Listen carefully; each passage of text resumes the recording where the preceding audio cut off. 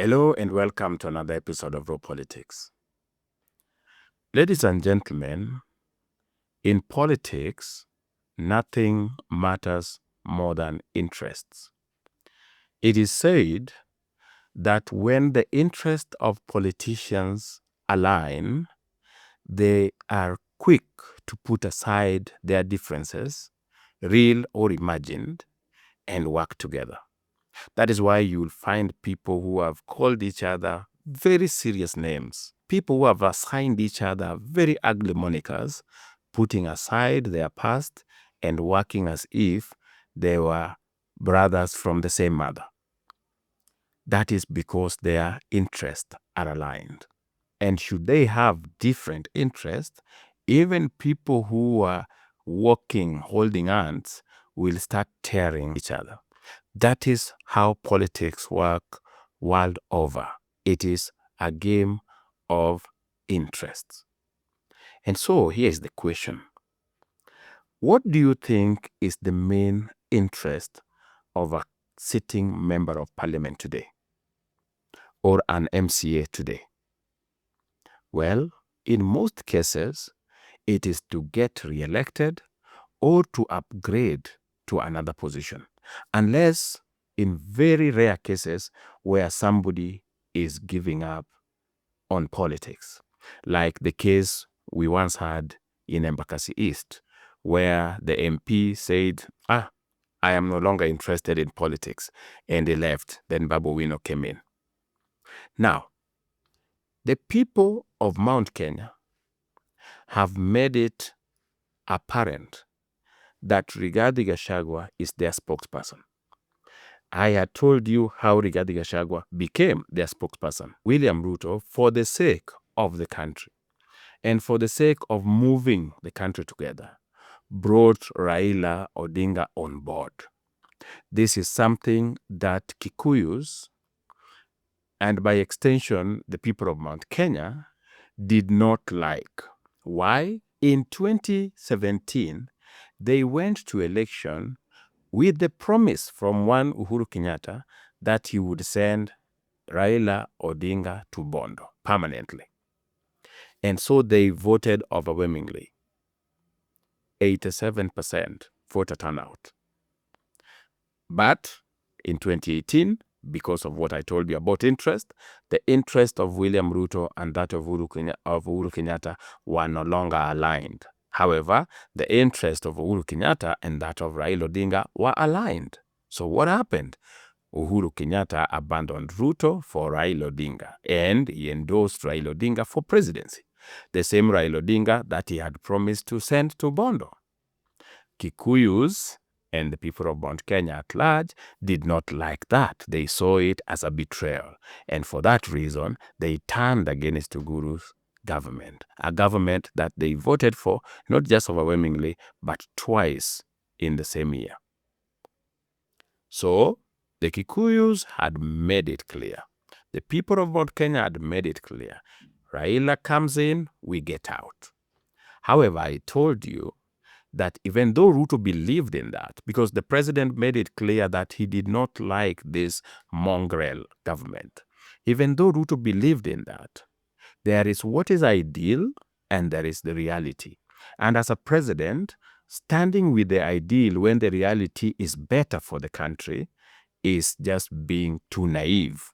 You have 53 and above million Kenyans that you need to take care of. And some of them do not like you at all. And in the case of the last election, almost 50% are opposed to you. And so what the president did was to bring that 50%, whose leader was Raila Odinga, into his government so that we move together.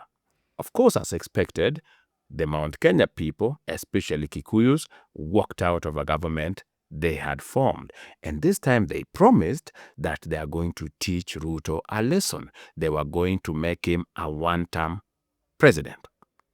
In fact, before they reached the issue of one term, they even had a plan of ensuring that he does not reach the 2027. Even to date, we still have so many youth from Mount Kenya threatening to march to State House and overthrow William Ruto because they cannot believe that William Ruto betrayed them to that level by bringing Raila on board. Like I was saying, William Ruto brought Raila on board. Kikuyus walked out, but they didn't have a spokesperson. Ndindi Nyoro didn't take the advantage of that situation and started speaking for them. They didn't have a kingpin or somebody who would have spoken against what William Ruto was doing, which in their mind was betrayal. Though I have told you, this was for the sake of the country. This is what is ideal. Those who win should be allowed to govern. As those who lost, wait for their turn. But that is what is ideal. In reality, you make do with what is available. And so, Rigathi Gachagua saw this opportunity. Before that, Rigathi Gachagua was a nobody in Mount Kenya. Even though he was a deputy president, he was not the Mount Kenya's favorite. They were preferring Ndindi Nyoro over him. Remember, Senator Nyoto and others had even met in Murang'a and propped Ndindi Nyoro as their future leader. In fact, some of them were even saying that Ndindi Nyoro should be the deputy president come 2027. Majority of the people of Mount Kenya didn't like Rigathi. But then he saw an opportunity to be their darling and took over the position of their spokesperson by highlighting their grievances, speaking against William Ruto, speaking against Raila. And within a short time, the majority of Kikuyus now saw a leader in Rigathi Gachagua because now he was championing their issues. Now, with that understanding that Rigathi Gachagua is currently the de facto spokesperson of the Kikuyu nation, why would leaders from Mount Kenya or from the Kikuyu community, elected leaders that is, refuse to honor him and embrace him? Why would they risk? Because remember, this is how people vote. If you want to win elections in this country, in most cases, you are better off when you are aligned with the kingpin. Let me give you an instance of Western, and let's be specific to Bungoma. In Bungoma, nobody should lie to you, Wetangula is extremely influential. I have been there. Is extremely influential. So most leaders who want to be elected in Bungoma are likely to vie through Ford Kenya, and in most cases, they are aligned to Wetangula.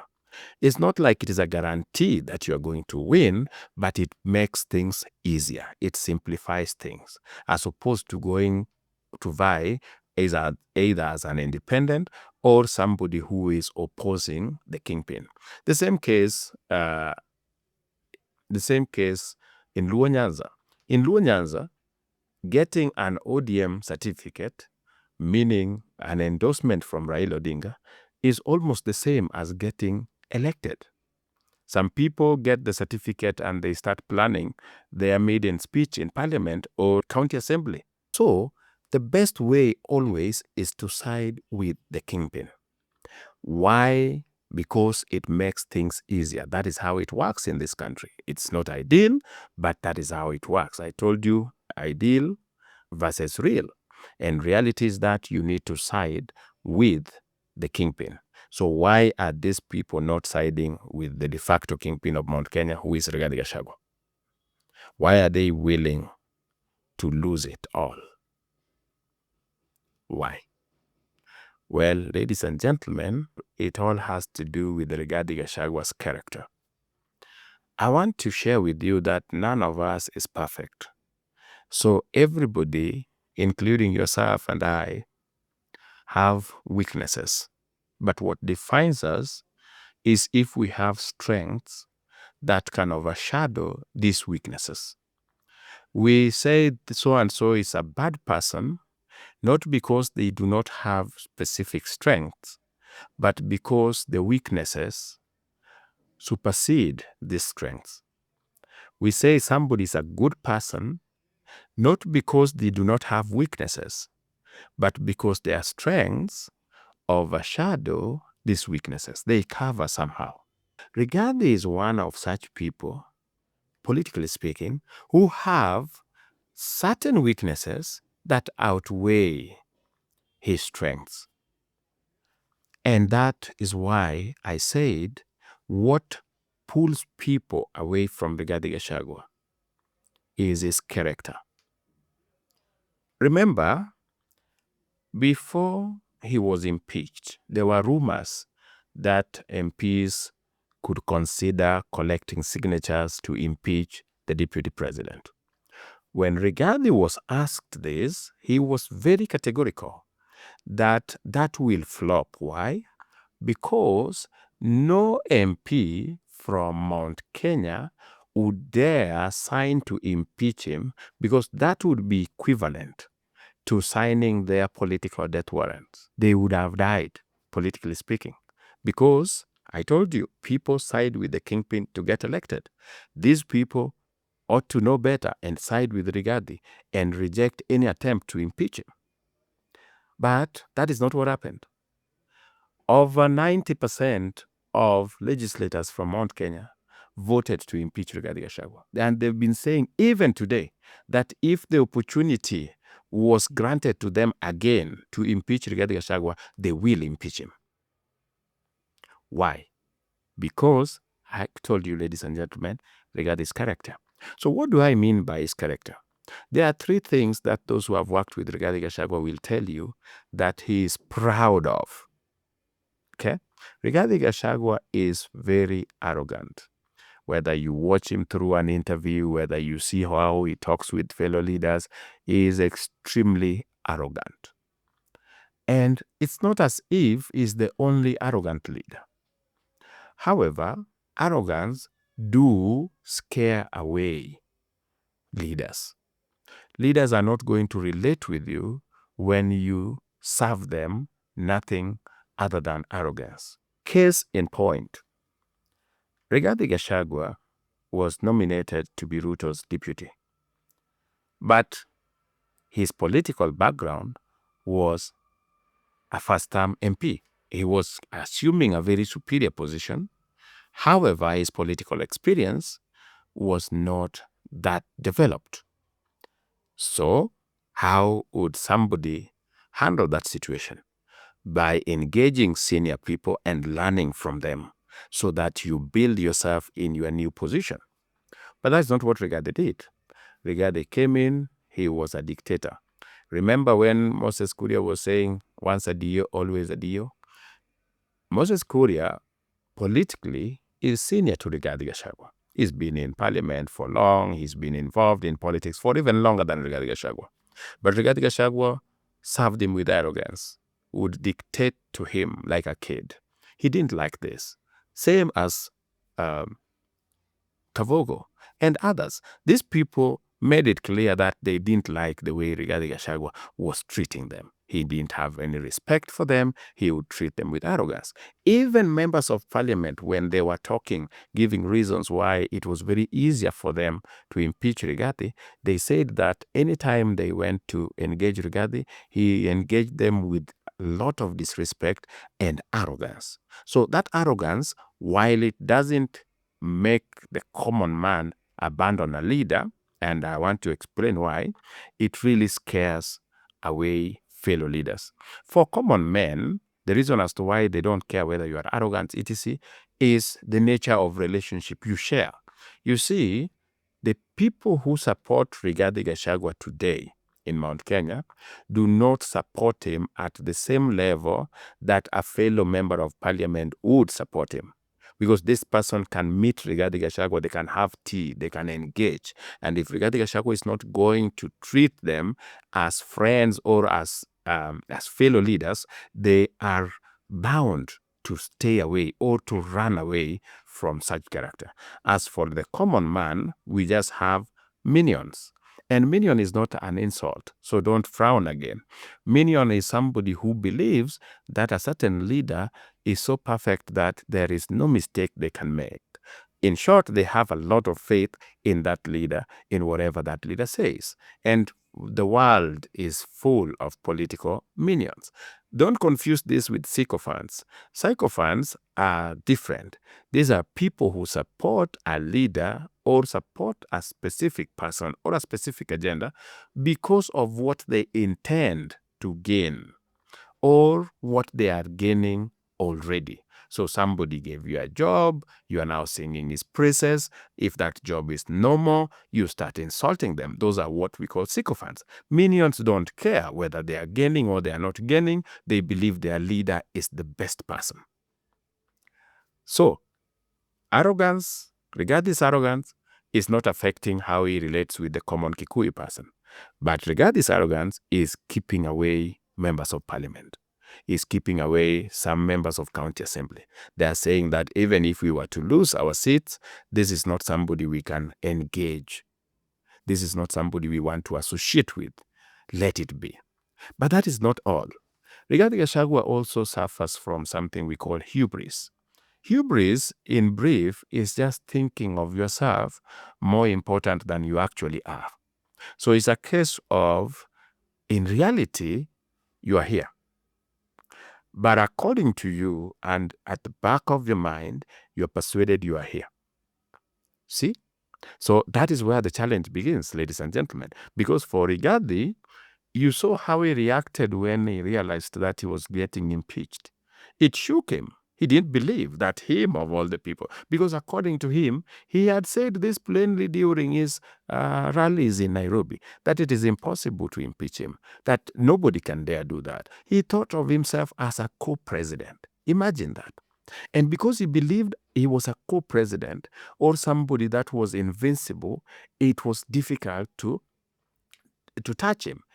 This is the same feeling he held when he was handling or engaging members of parliament. He looked at them as people who knew nothing in politics, even though some of them had been in politics for longer. But he would engage them, he would deal with them as if they were so inferior. But then secondly, because of hubris, he believed that even if he was mistreating them, they had no options. He could mistreat them the way he wanted, because otherwise, what else can they do? If they don't toe his line, they are going home. And he would even tell them, I'm listening to the ground, and the ground is saying, do this, and if you don't do this, you are going home. So that is the kind of person that you have in Rigathi Gachagua. Hubris. He feels he is more important than he actually is. The other day you saw Rigathi Gachagua, I think yesterday, you saw Rigathi Gachagua engaging journalists from the Meru community. And he was so bitter. He was a very enraged person. Why?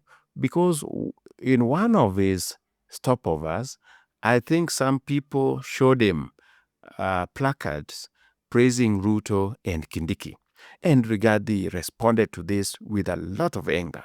According to him, those people had been paid 1 million to do this. Nobody in Embu or Meru, nobody living in Embu or Meru can oppose him. According to him, he is the leader of Mount Kenya, and there is nobody who can oppose him. Even when Ruto was supposed to go to Mount Kenya, Rigathi had made it clear that he would be addressing nobody, that nobody would turn out.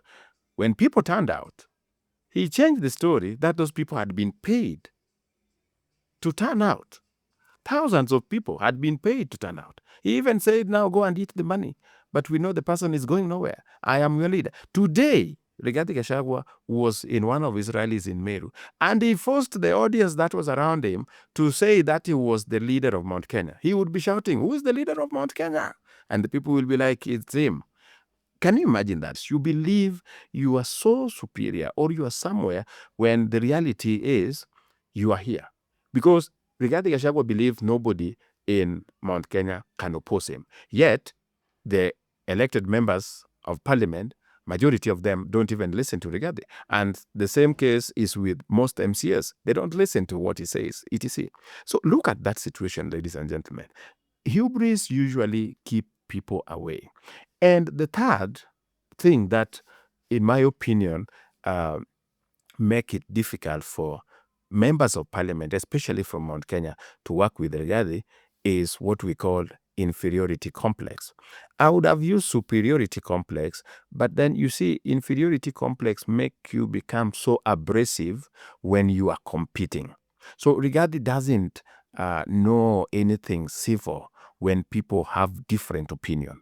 Because if you differ with him, perhaps he has some issues that he feels that people look down upon him. And so he has to prove the point that he is better than people think he is. And that is why he says certain things that you will be shocked, things that don't need to come from a leader. But he has no problem saying them. Actually, he says things that will shock you.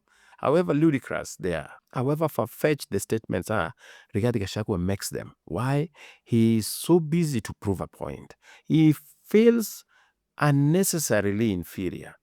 And for that reason, he wants to challenge everyone to prove that is actually superior. We call that inferiority complex, where you become unnecessarily competitive just to prove a point. And that's what Rigathi is. He wants to crush off every enemy. You say this, Rigathi tomorrow is calling a press conference. You do this, it is. So he looks at leaders not as fellow leaders, but he looks at them as competitors. The leaders who work with Rigathi today, the likes of Methu, the likes of Karongo, the likes of Senator Nyutu, and all these Wamushombas of this world, they do so to save their skin because they are persuaded aligning with Rigathi, like I told you, is going to heighten their chances of getting elected or getting new positions. But they have to do one thing. All of them have to ensure they toe the line. They have to be praising him as a genius, a political maverick, and etc. And that way, you can survive with Rigathi. But if you go to Rigathi with independent mind and etc., you won't work with him. He will kick you out because he's persuaded. Kungunjiri was just explaining. The guy is persuaded that he's all-knowing. There's nothing you can teach him. And whatever it is that he has decided is the way. So it is always his way or the highway. And that, ladies and gentlemen, is why these MPs and these MCAs from Mount Kenya are willing to risk it all, but not to work with Rigathi Gachagua.